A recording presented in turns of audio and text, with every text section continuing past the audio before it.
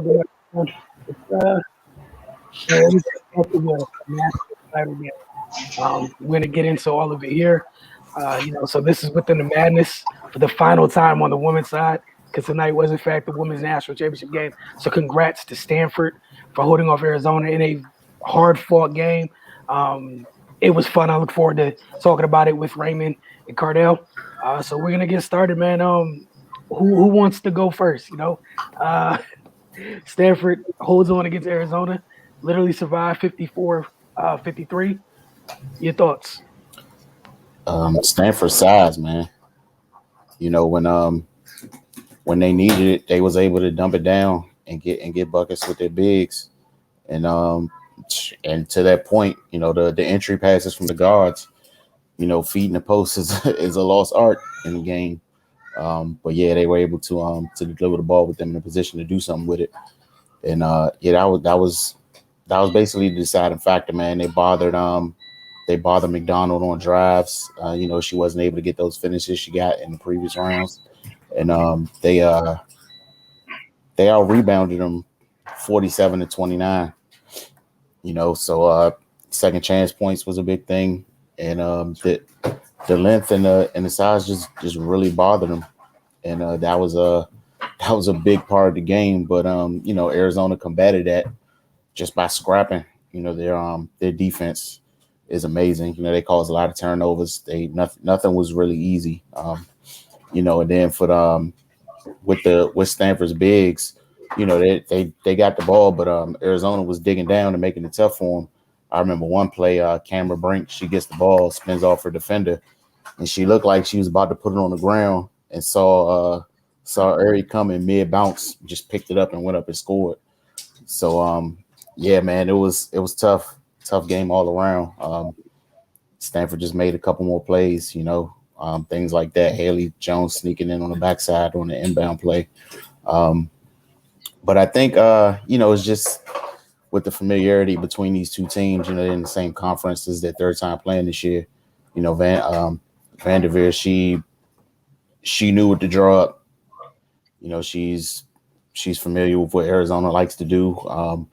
And they were determined not to have Aaron McDonald be the savior. And they worked that game plan to damn near perfection. But on the Arizona side, they just would not go away. In the times it looked like Stanford was about to pull away, had a couple double-digit leads. They just scrapped back, turned them over, got some good looks in the open court, made things easy for themselves. But yeah, man, they just the cold shooting and Stanford size just bothered them up, and they just weren't able to overcome it. Coming in, the reason why I felt like Stanford would win is, I knew they was bigger, but I felt like they executed better, honestly, especially offensively. They don't really make a lot of mistakes, and they had more pieces that could make plays and score and whatever. And honestly, I feel like they have the best player on the floor in Haley Jones. She's a pro. She's another one of those players where I was like, they need to consider letting women come in early, because she's a pro. There's no question. And she can match with, let's say Ari did go off, she shot efficiently. Well, Haley can match that. If Vandermeer let her, she can match that. But they also have Hull and Brink to score as well. Now, who else on Arizona can score outside of Ari? And that was the thing. Stanford's size, I knew would bother them. I don't think people really understood how big they are. They have a bunch of, I know Wilson, she's about 5'10", 5'11", and then they go 6'1", 6'1", all the way up to 6'4". That's a WNBA lineup, and they come off the bench with similar size. That I know speed kills, but size overwhelms. You know what I mean? So that's just what they did. Now, credit Arizona, they fought. They were feisty. They fought. They used their advantage, which was their speed. They turned over Stanford 21. Stanford could be a little soft with the ball. They need to hit the weight room a little bit. You know what I'm saying? It's just being real. They could be soft with the ball. And truth be told, that's what made it a game. If Stanford would have been stronger with the ball, just been stronger with the ball, just swing them elbows. If it connect, they'll back up off you. the game is not even close. You know what I mean? And that's what it was. Stanford do not turn the ball over 21 times. This was a rare occasion, and you got to credit Arizona for that. But it took a rare occasion to make this a tight game. That's how much Stanford is, above and beyond better than Arizona. You know what I'm saying? So Arizona used their ball pressure to try to make it a game, but that's what it was. I just, I know everybody darling was Ari McDonald and all that, but honestly, I knew one thing she struggled with is size. When she shot bad in the first couple games in the tournament, they threw tall, long defenders on she's feisty, she's tough, she got a lot of heart. When she gets going, she's a MF to deal with. But she gotta get the little game, she gotta get the mid-range game, and it's not even just pullers. I'm talking about runners and floaters. That negates size because you already quicker than them. So once you got them on the move, it's hard for a big to hit the brakes and try to contest.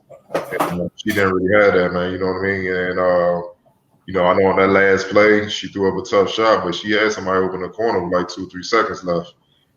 That's where it comes down to you got to trust your teammates because your teammates came up big in the last game.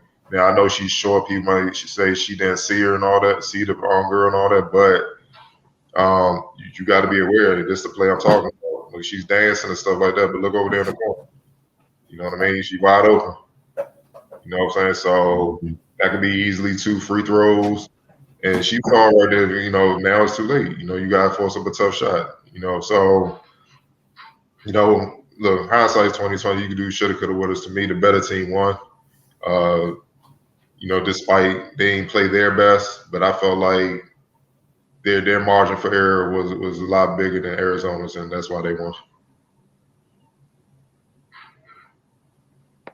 Yeah, I'm gonna echo the sentiments of both of you guys.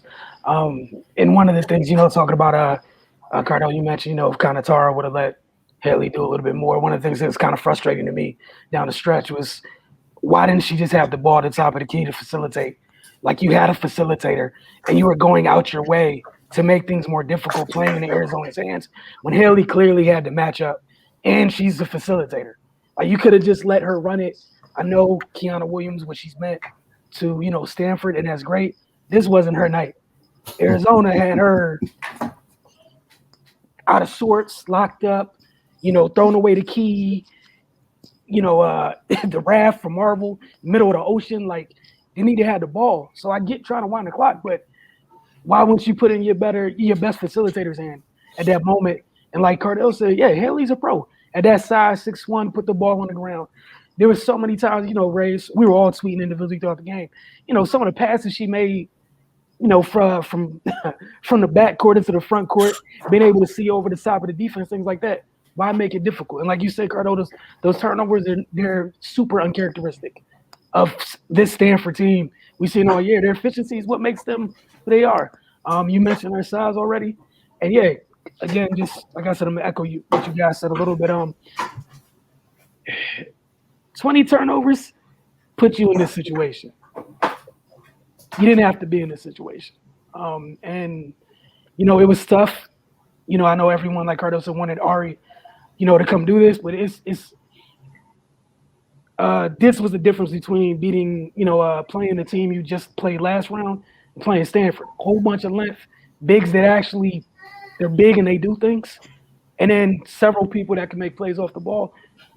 But, it was a fun game, though, so I thoroughly enjoyed it. You guys had anything else you wanted to add as far as the national title game go? Yeah, because I'm looking it up. Well, for the season, Stanford on the average 12 turnovers a game. That's why they don't F up, man. And that's one thing that caught my eye when in the Final Four when they played when they played South Carolina. When they played South Carolina, and South Carolina's well coached, but that size, Zia Cook a different animal. She understands. She's more of a natural scorer than Ari McDonald. Ari McDonald is a volume scorer. Zia don't need a lot to tear your ass up. You know what I mean? Plus, she's learned how to be a point guard or whatnot. But they're small. South Carolina has some small guards, and that ended up being kind of the difference. But that came down to the wire. You know what I mean? A tip in there. South Carolina could very well be in the national championship. You know what I mean? It's that it's that close. But that's because South Carolina could almost match up with them woman for woman. Arizona can't. So they had to.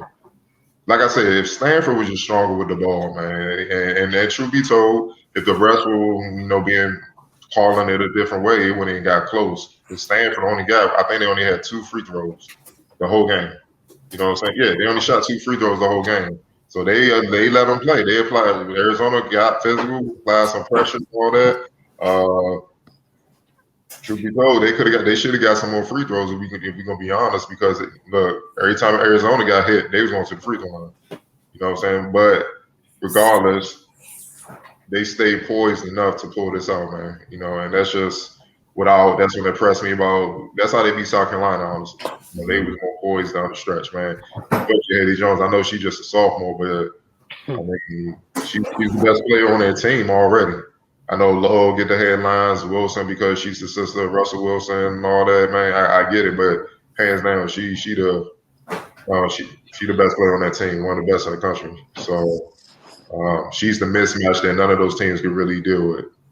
Maybe last year South Carolina team they had some wings that they got match up with, but not this year. You know what I'm saying? So, they too young to really be there yet. But she was the X factor. She proved it today, man. She efficient.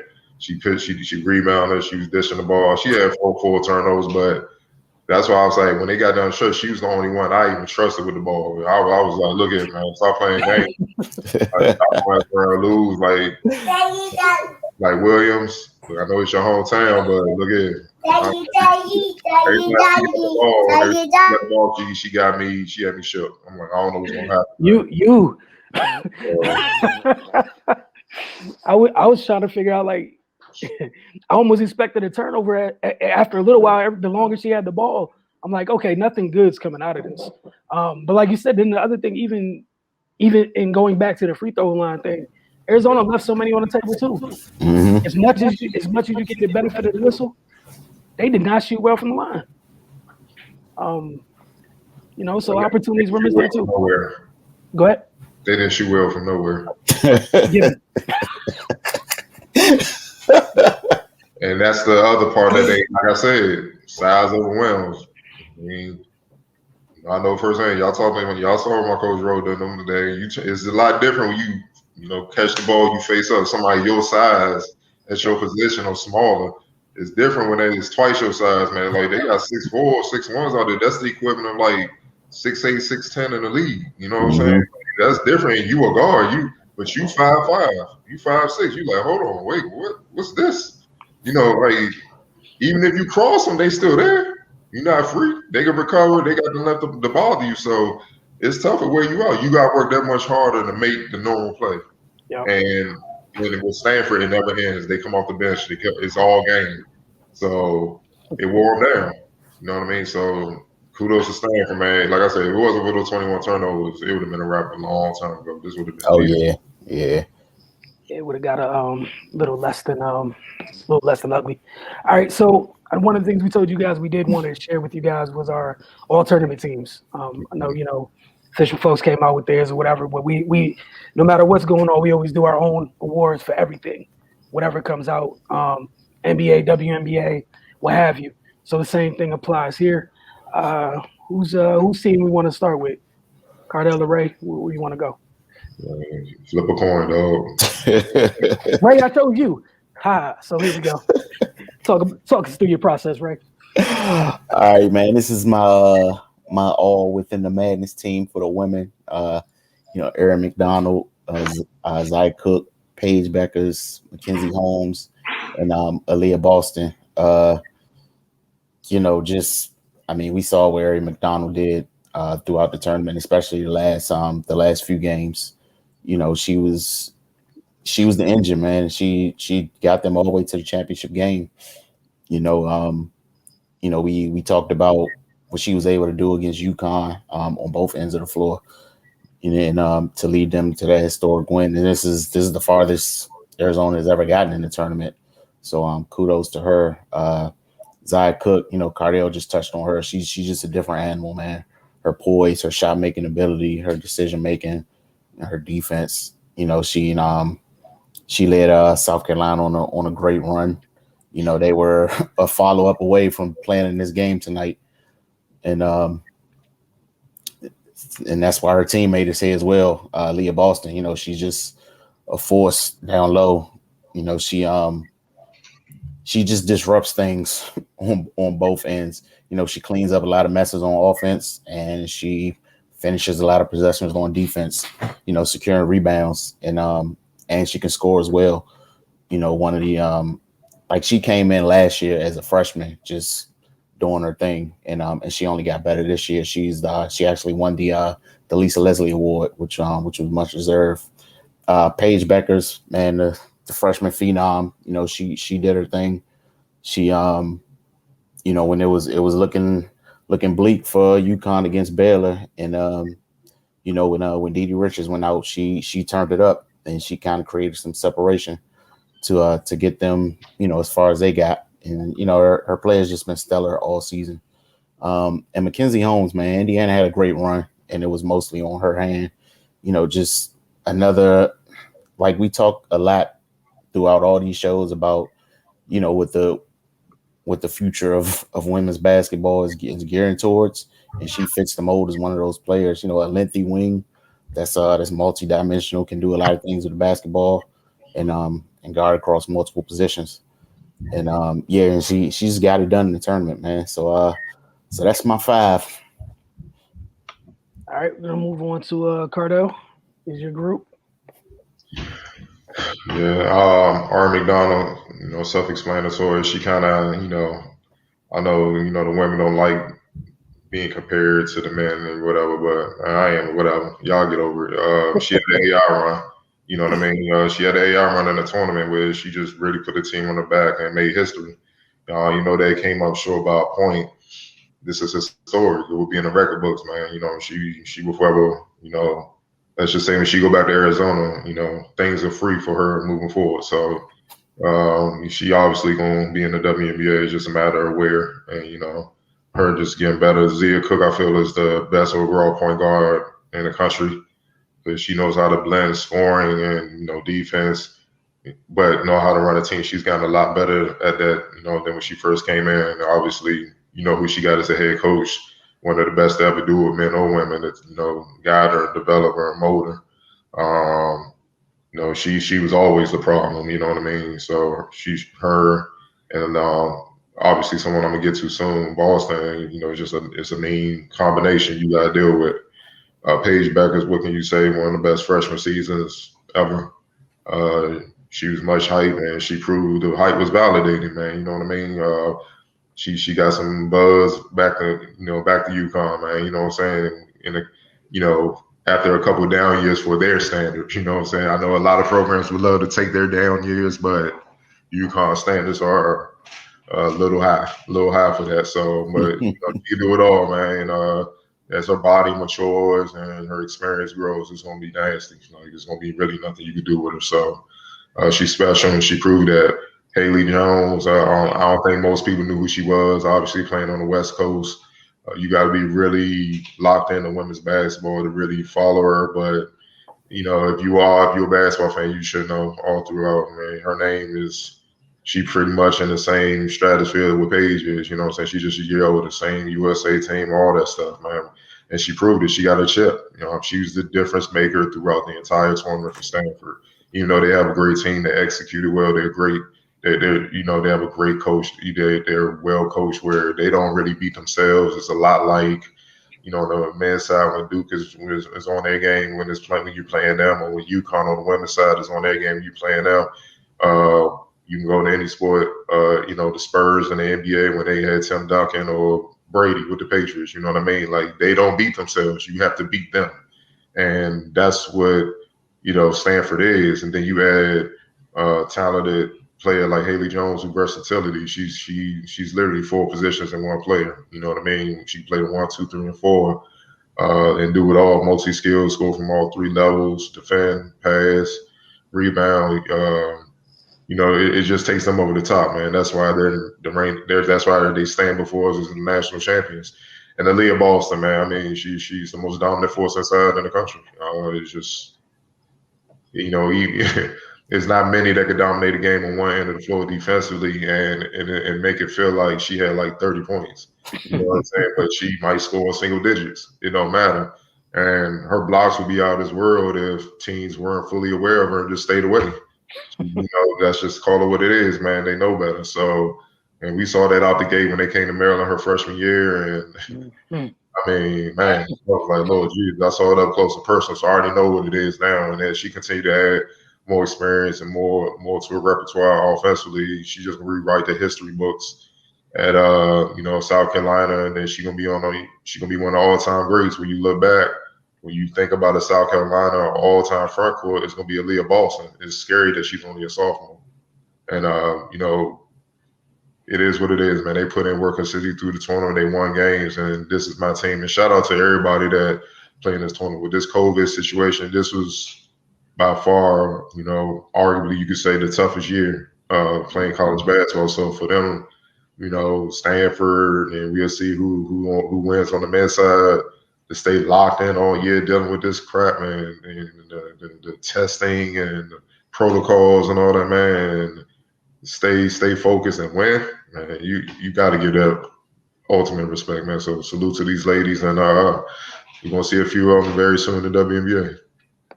You're definitely not lying about that part. Very, very soon. Like you guys mentioned with Ari McDonald, there's nothing else to add with that. I had Naylissa Smith just for what she did for Baylor. Felt like she was somebody kind of got overlooked a bit, but her game, Cardell, you've Ray, been watching the WNBA. We've been seeing a whole, kind of like the little evolution, the things that are changing on that side of it, where the players that used to be post, they're not post anymore. The twos, the threes. And you guys had some of those on your list. It's gonna be fun. You guys mentioned Paige. Not too much more to add about her. We had back-to-back freshman classes with some very special players. You mentioned Haley Jones and Aaliyah Boston, same freshman class. Think about the damage these two have done already. Just mentioned one of them just won a championship. We talked about Stanford's size and how it's overwhelming. Man, it took every last one of those bigs to deal with the center that we have on all of our lists. Aaliyah Boston was on all of our lists to try to limit the impact that she had, and she still, it still came down to a Miss Bunny. You can't really take her out of the game. But yeah, I don't really have too much more to add to that. But like you said, shouts to all these young ladies. Man, I'm so looking forward to the next coming years in college basketball for the ones that still got a couple more years to go on this level, and for those that are, we're like a couple weeks away to enter in the WNBA. That's looking forward to the next year. Oh yes, yes. Yeah, I know. I really know the real reason why. Yes, I am. He gonna be back to kicking his feet up, eating popcorn. Like, I can't wait. The championship. Hey, you want to know what? That's fine. I will accept all the jokes because you know what this has been like for me personally. I've hated the last 4 years. I don't want to be here. I don't like it. It's trash. Spoiled. So yes, that boy is spoiled, man. That's fine. That's fine. So get it all out. I will never deny that I'm a spoiled brat as it pertains to my fandom in women's basketball. That's fine. Spoiled a little bit with the team I get to cover in the Big Ten. That's fine. I'll be spoiled. I don't care. Yeah, but, Brenda, get in the transfer portal. See a page available. So petty, man. Y'all have no idea the things that were said to me by this gentleman up here about when a certain player was making their decision about where she was going to go to college. But look, man, the women's game is such a great place.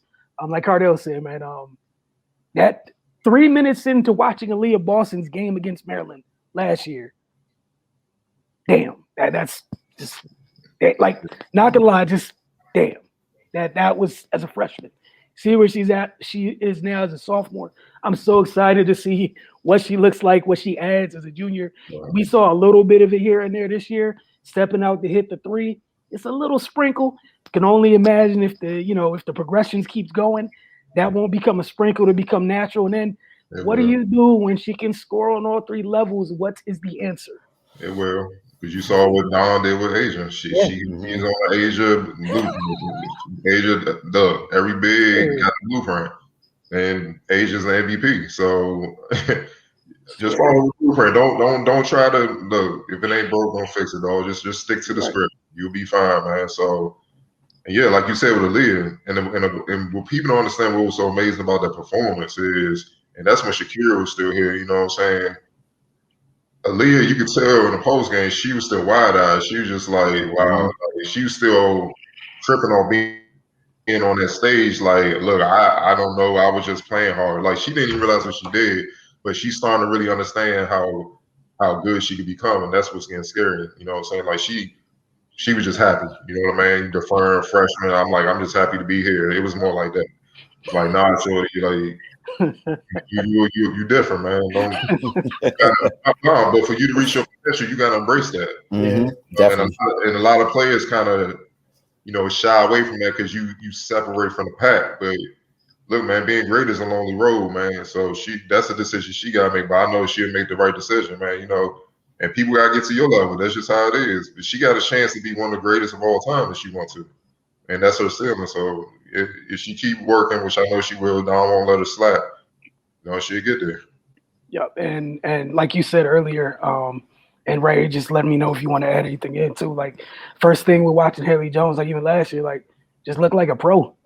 Like it looked like somebody who fits that game. You know what I'm saying? Just as a freshman, it's a pro. Like it just jumps out at you, and that's one of the things I truly do enjoy is the fact that we get to cover, the highest level in the women's game and then see in college, because you can see the things immediately translate. Be like, oh, that's a wing up there.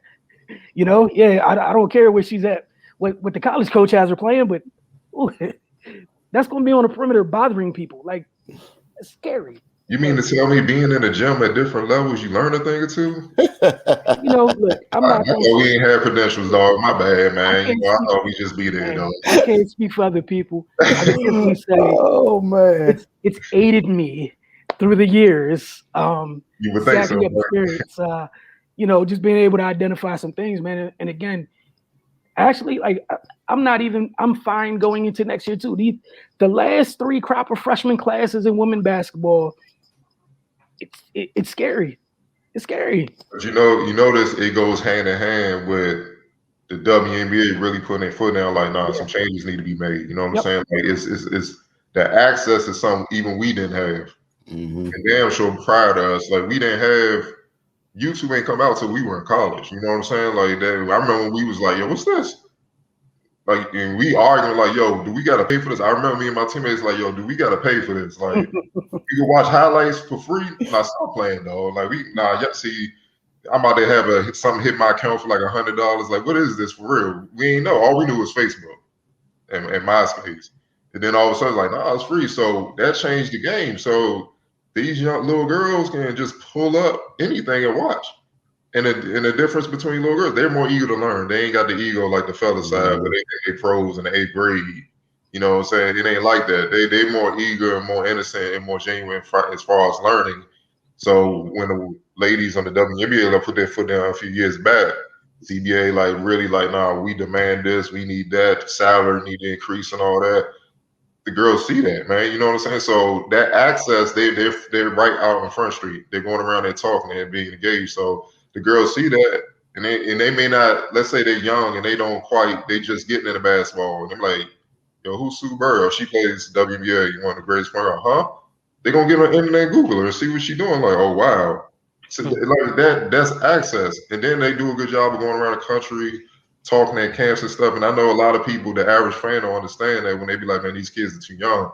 They're not, because at these top camps in USA basketball, I guess who they around. It's pros teaching them. The actual pros are coaching them and teaching them at these top camps. Even I love what Steph Curry doing. He brought Paige and AZ to the camp with the fellas and Rumble, and they was getting busy. You know what I'm saying? Like it's changed, man. You know what I'm saying? And with more access and more resources, obviously, the women are getting paid more than ever. They still got a long way to go to get what they deserve, but they're getting paid more than ever. More access on TV. Same with the fellas. They getting paid more than ever. Even more access and stuff like that. The young players coming up now, it's really no excuse. Y'all got information that we would have had to make the league to get it. It's out there. So that's why you see such advancement with these players, man. That's why I'm like, yo, y'all can't hold these. It is never going to apply to everybody because you can have the information and everybody's not going to apply it the same. It's going to take others longer. And it's just everybody develops different. You might get like Russell Westbrook. He came in about 6 feet. Next thing you know, he's 6'3", jumping out the gym. He wasn't doing that in high school. You know, you got late bloomers. C.J. McCollum was another example. Dame Lillard. You got late bloomers. You always gonna have that. So this is for the elite. When I'm saying they need to come out early, or if they want to. I'm just saying give them the option because like Haley can fit in the WNBA right now. Like she could make an impact right now. She got the game and size to do that. Same as Paige and all that. So you know when you see Diana Taurasi, like yo, Paige is the best player in college basketball. She knows what she's looking at. Right. I'm sure she see a lot of her in her. So and you just great players just don't throw praise like that. They might be like, look, chill. Especially not her. Yeah. Especially not her. Well, you know, her and Kobe, rest in peace, was a lot alike. They were a lot alike, man. So she's getting old. You know, you know how Kobe got nicer when he was on his way out. That's what I see with DT. You know what I'm saying? Like, I'm gonna make sure I give him the game, but it was a time DT wasn't. Nah, I'm just about to murder her. You know, I can't wait to see her. And I'm gonna show her with the league. You know, it was you know the one that checked Draymond over USA. Like, yo, you the only one here that don't get double teamed. Like, what are you talking? Like, you know, that DC. That's a whole nother story for another day. Mention that man's name as it pertains to women's basketball. But yeah, like you said, that was again another encouraging thing was on the USA cause a little bit. They're talking about the college game. They're watching. You know what I'm saying? Mm-hmm. Like just so folks understand this. They're talking about the college game. They're very aware of who's who, what's coming up. Paige, Caitlin, like that's preparation, dog. I saw real quick. I saw a joint with Chris Paul on Why Not Us, and I know this is the fella side, but y'all hear me out, and y'all need to check that series out on I think ESPN on the Undefeated on ESPN Plus. And he talked to North Carolina Central, and he said, "Yo, I was up 6 a.m. working out just like y'all are." He said, "You know what I'm thinking about when I'm working out?" He said, "Y'all. I'm thinking about y'all in college, getting ready to try to enter the league and take my job, but y'all not taking my job. Y'all ain't roughing me." The women doing the same thing, and the women's game is more ruthless. Yeah, way more. Man, the players be here. Yo, what was she just playing? Where'd she go? Just gone, just gone. Like it's like that. So they looking at the young players coming up because they're like, shh, yo, I gotta step my game up. Like they gonna come in here and my time gonna be up. You know what I'm saying? So and it's far less spots in the WNBA. That's what y'all gonna have to expand sooner or later. It's just gonna be too much talent. Yeah, man. Playing overseas. It's a war to get roster spots on 12 teams. That's my point, bro. It's a war. It's a legit war. As much as you want to build up the game, you still want to protect your job. So they know they watching and see who's coming, man. So and they're fans of the game. That's really the last part. They're fans of the game. You did it. You want to see who's next up and all that. Just like when they were playing, they Cynthia Cooper and all them was watching. Sue and Shamika Holdscar when they was about to come up. It was just like that. So I mean, it's just part of the game, man. Ray, you got any final thoughts on everything before we close this women's national championship episode within the Madness? Man, it's just a great freaking tournament. It's like I've thoroughly enjoyed watching these games, man. Even though those first few weekends was had to hold the eyelids open with toothpicks, but it was worth it, man. Like you said, Cardell, expansion is a must at this point. Like all this talent we saw throughout these last couple weeks, and to know that a lot of them not even gonna get a shot just based on mathematics, it's crazy, man. It's crazy. They got to expand and get these ladies some more opportunities because, like, I don't think people realize just how few jobs are available. That would be like if you took the top third of NBA players. It's only 144 spots in the WNBA. The NBA got 450. Like, so how much harder would it be in the NBA if you was only taking the top third of the best? That's what girls getting out of college coming into the WNBA got to face. So I mean, And young ladies that's coming in, look, I know they talk nice now in interviews and they so eloquent and you know what I'm saying, so beautiful to watch them talk. They educating, so beautiful. It ain't like that in the court. Don't let it fool you, dog. I'm trying to tell you. It ain't what you think, man. It's more physical than the men's game. A lot more physical. Like it gets real. You know what I'm saying? So I mean, yeah, I love it, man. You know, but they need to. And start in Houston, please. Yeah, come on, man. Come on, dog. Start with Houston. Yep. Their banners aren't even up in the Rocket Stadium. Like Come on, bro. That's craziness, man. Yeah. Start with Houston. For what they did, that's ridiculous. And just to add on what you guys are talking about, not enough jobs with the limited spots. Think about what this COVID year has done, right? It granted folks an extra year eligibility, right? We already seen all the people that's coming back for next year. It's a 3-round draft, folks. It's 12 teams, right? So now the classes are already uneven now because you got next year's freshmen coming in, seniors that stayed. Mm-hmm. Dog, it's still 3 rounds. It's going to be crazy, and then it's going to trickle down to overseas too now, because those jobs is about to get kind of scarce. Because now how you fill out the end of your roster overseas is not going to be the same anymore. It's like you said, expansion is a must. As you both said, it was an outstanding tournament. I'm looking forward to like maybe a week or so of rest. Then we're going to be back like April 12th. When we're going through the NBA, WNBA draft. So just looking at the prospects and whatnot. And then the draft later that week. So it'll take a few days. You know, can't even say like, I don't even want to say a week because I feel like I'd be wrong. So take a few days. But look, Within the Madness has been fun. Looking forward to doing this in the future with you guys, even in the post-pandemic, because it's something we can do even while respectively covering the tournament. It's fun. Hope you guys enjoyed it. And we'll see you guys tomorrow night for Within the Madness on the men's side for the men's national championship game. Hope it's every bit as good as tonight's was. Because this will be. It will be. Hell of a game. Don't let us down. All right. We need back-to-back great championship games. Y'all have a great night.